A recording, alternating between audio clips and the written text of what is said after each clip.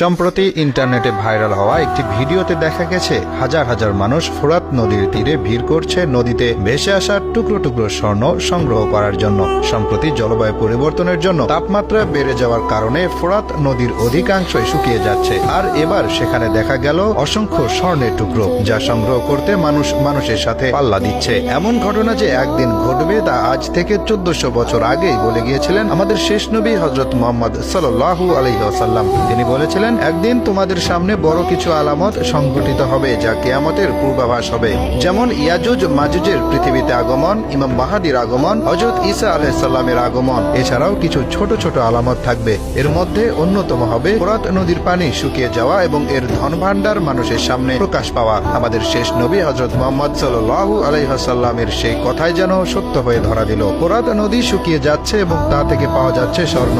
1400 বছর আগে আমাদের রাসূল হযরত মুহাম্মদ